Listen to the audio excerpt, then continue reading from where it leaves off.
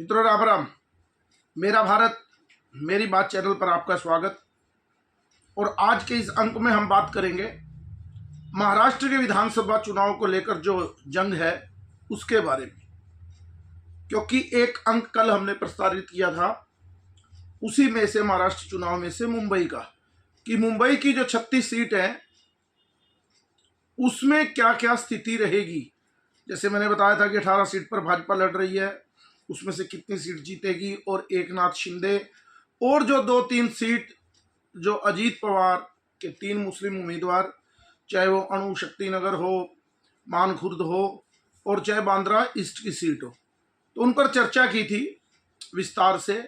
क्योंकि कई सीटों पर ऐसी स्थिति है कि एकनाथ शिंदे की पार्टी की जो उनके हिस्से में सीट आई हैं, मुंबई की भी जैसे एक सीट है मुंबा देवी वाली, जिसमें ज़्यादातर मुस्लिम भी लोग ज़्यादा हैं, वहाँ पर भाजपा की जो प्रवक्ता है शाइना एनसी, वो भी चुनाव लड़ रहे हैं। यानी कि कुछ सीटों पर भाजपा के जो उम्मीदवार हैं वो शिवसेना की सीट पर चुनाव लड़ रहे हैं, और 1-2 सीटों पर अजीत पवार की पार्टी से भी भाजपा के उम्मीदवार चुनाव लड़ रहे हैं। तो उसका लबोलबाब के बाद आज हम बात करते हैं महाराष्ट्र की, क्योंकि आज ही अंतिम दिन था नॉमिनेशन वापस लेने का। बहुत से उम्मीदवारों ने नॉमिनेशन वापस लिए होंगे, उसके बाद अब मैदान खुलना शुरू होगा। लेकिन हम अलग अलग रीजन है, अलग अलग डिस्ट्रिक्ट हैं। जैसे 21 सीट पुणे में भी आती है।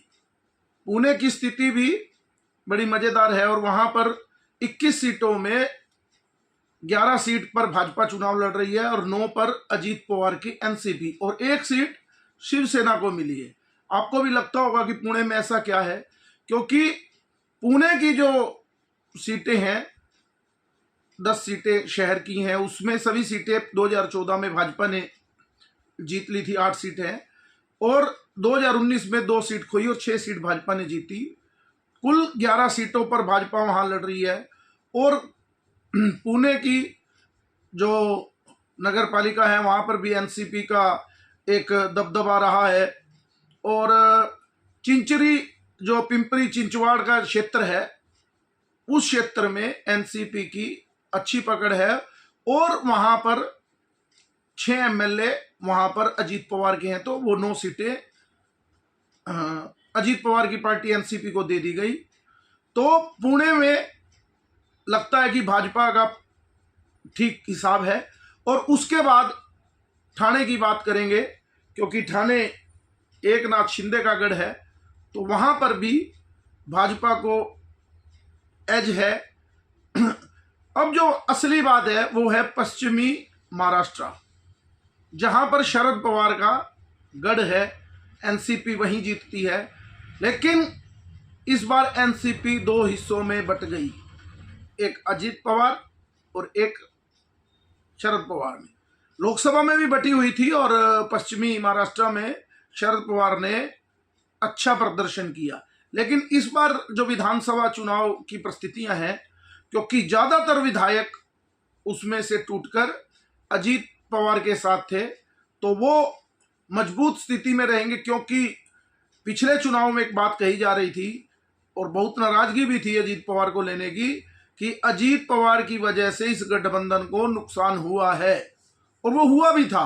वो अब तक उसके साथ, अजीत पवार के साथ चल रहा है। लेकिन जो उम्मीदवार और जो ताकत है वो अजीत पवार के उम्मीदवारों के साथ है। और पश्चिम महाराष्ट्र में बहुत बड़ा मुकाबला और बड़ी टक्कर और खेल भी पश्चिम महाराष्ट्र में खूब होने वाला है। इसी पश्चिम महाराष्ट्र को लेकर ही मुझे लगता है कि अजीत पवार के साथ भाजपा ने अपना गठबंधन बनाया है, ताकि वहां शरद पवार को चुनौती दी जा सके।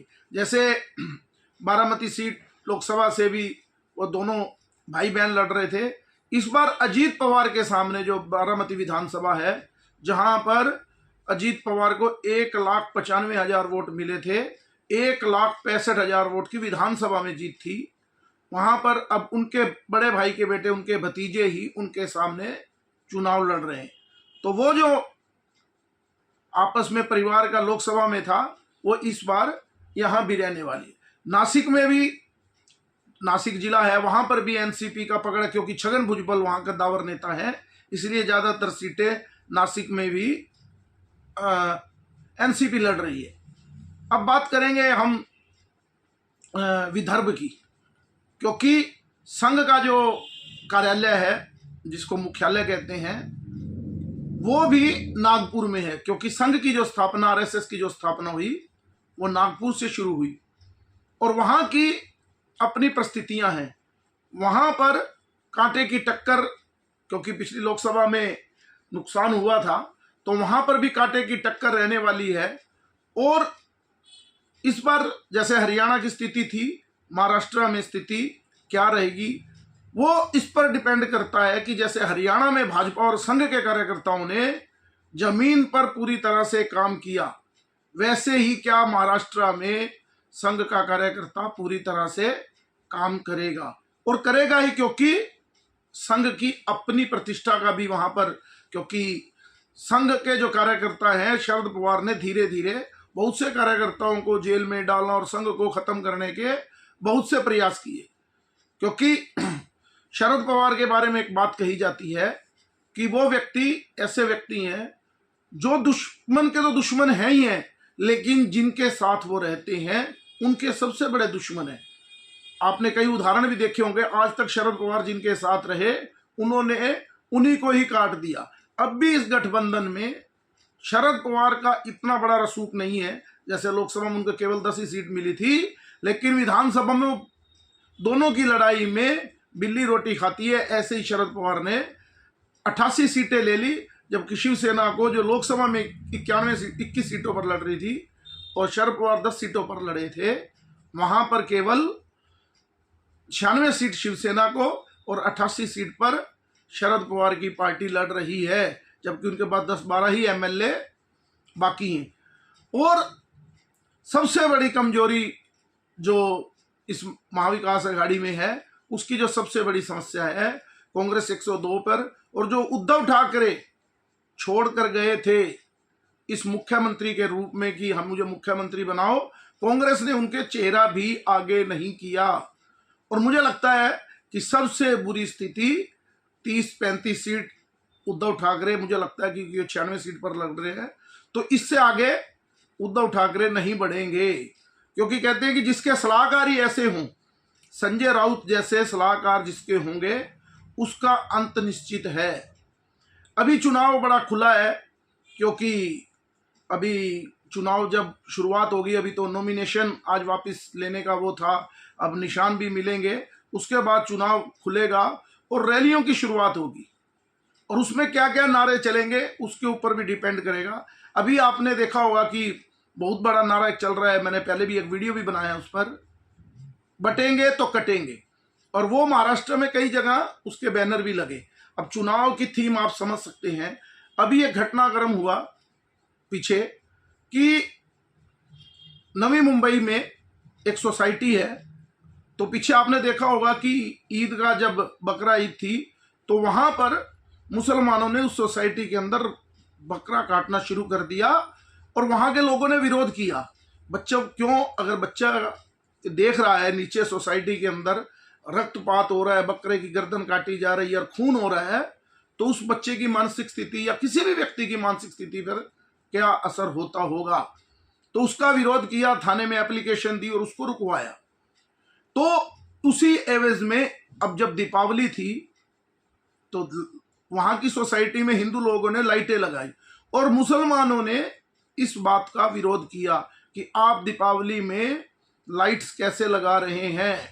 तो उसी दौरान उद्धव ठाकरे, जो कि हिंदू हृदय सम्राट बाला साहब के बेटे हैं, उनका एक बयान आया।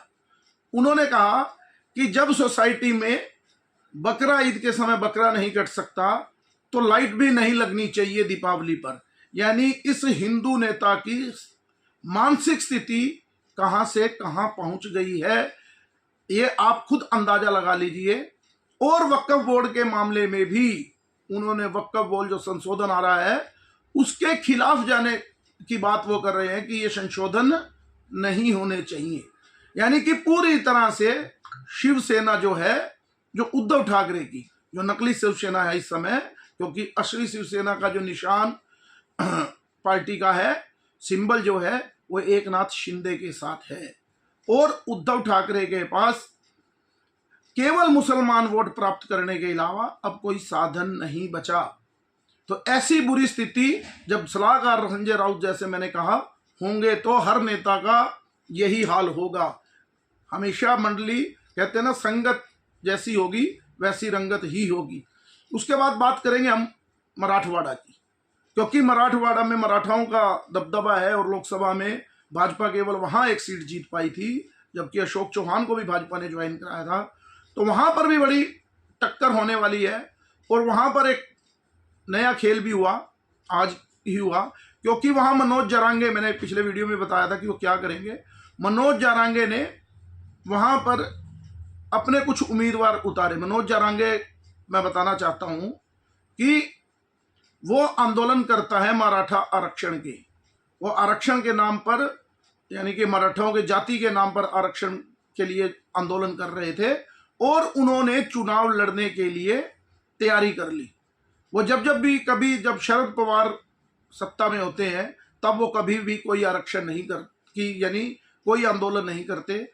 शरद पवार को जब लगता है इनका इस्तेमाल करना ऐसे लोगों का, मराठाओं का, तो वो आरक्षण के बहाने या किसी भी रूप में आंदोलन खड़ा करते हैं और मनोज जारांगे भी उसी का हिस्सा थे। लेकिन शरद पवार को लगा कि इस बार वो ज्यादा हीरो बन रहे हैं, बड़े नेता होते जा रहे हैं, उनको ही काट दिया, क्योंकि उन्होंने अपने उम्मीदवार लगाने शुरू कर दिए और उन्होंने क्या किया, मुस्लिम और दलित नेताओं से मिलना शुरू किया, जो अंबेडकरवादी अपने आप को कहते हैं उनसे, और मुसलमानों से समझौता करना चाहा।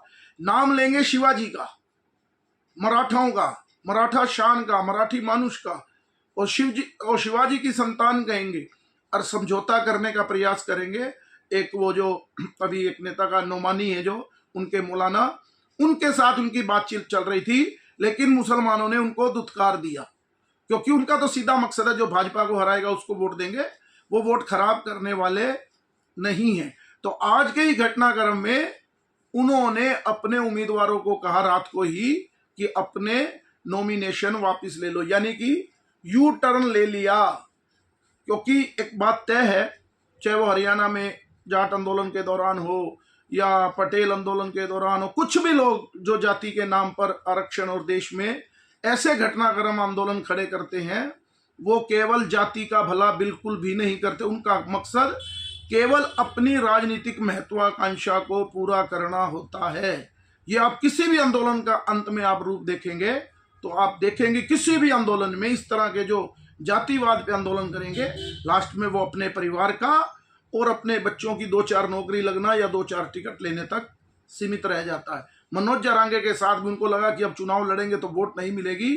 जैसे हरियाणा में किसान नेताओं के साथ जो हाल हुआ, उसकी सीख लेते हुए मुझे लगता है कि वो कुछ ब्लैकमेलिंग करना चाह रहे थे, लेकिन वो नहीं हो पाई होगी, या एडजस्टमेंट शरद पवार के साथ फिर हो गई होगी कहीं ना कहीं, तो उन्होंने अपने उम्मीदवार वापस ले लिए। तो ये एक बड़ा घटनाक्रम मराठवाड़ा में भी हुआ है। तो मराठवाड़ा में भी एक लड़ाई है, क्योंकि मराठा और अदर ओबीसी का भी मामला मराठवाड़ा में रहता है, तो वो मामला भी चलेगा। तो कुल मिला के लब्बो-लुआब, जैसे मैंने कहा, महाराष्ट्र में अब आज से पूरा चुनाव खुलना धीरे धीरे शुरू होगा। बड़े बड़े नारे होंगे, बड़ी बड़ी रैलियां होंगी, और उससे अंदाजा होगा कि महाराष्ट्र किस स्थिति की ओर जा रहा है।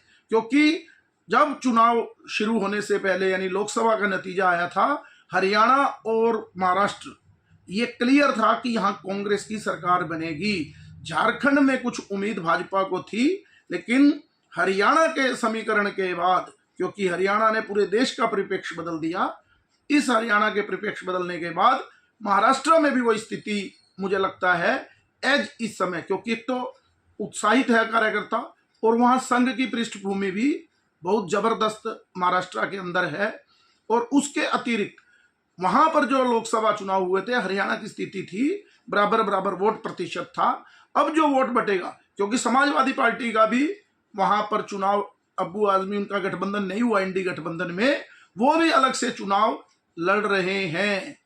यानी ऐसी परिस्थितियां महाराष्ट्र में होती जा रही हैं। मुझे लगता है, अभी मेरी अपनी आकलन है क्योंकि मुझे कोई सर्वे नहीं किया, ना मैं वहाँ गया अभी, लेकिन जो ज़मीनी धरातल पे हम देख रहे हैं सोशल मीडिया में और जो चीज़ें, जो लगता है कि महायुति यानी शिवसेना, भाजपा और अजीत पवार की एनसीपी उसको बढ़ती हुई आज के दिन नजर आ रही है। लेकिन फिर कहूंगा कि संघ और भाजपा के जो कार्यकर्ता हैं, जो बूथ पर लेकर जाएंगे, क्योंकि बड़े छोटे छोटे फैक्टर काम करेंगे। जैसे एक छोटा फैक्टर संजय निरुपम, लोकसभा चुनाव में उन पर काम नहीं था, वो कांग्रेस के बड़े नेता थे, पहले शिवसेना में थे, अब फिर वो कांग्रेस के बड़े नेता हुए और फिर वो अब एकनाथ शिंदे की शिवसेना में ज्वाइन किया और उनके पास मुंबई के कुछ 20-30 सीटों पर काम है और जितने कांग्रेस के नेता हैं वो उनके संपर्क में हैं और रहते भी हैं। यानी उन कार्यकर्ताओं को उन्होंने भाजपा और शिवसेना की ज्वाइनिंग शुरू की है और अंत में वही चुनाव जीतेगा, क्योंकि कांटे का मुकाबला है। जो अपने वोट को बूथ तक लेकर जाएगा, यानी कार्यकर्ता की जो शक्ति है वो काम करेगी। क्योंकि महाराष्ट्र में इस बार वैसे भी मैंने कल भी एक वीडियो बताई थी, खिचड़ी पकी हुई है, कितने दल लड़ रहे हैं, कौन क्या कर रहा है। जो अपने वोटर को बूथ तक लेकर जाएगा उसकी स्थिति मजबूत रहेगी। आज के अंक में इतना ही। मेरे इस चैनल को ज़्यादा से ज़्यादा लाइक कीजिए, सब्सक्राइब कीजिए और शेयर कीजिए। भारत माता की जय, वंदे मातरम, जय श्री राम।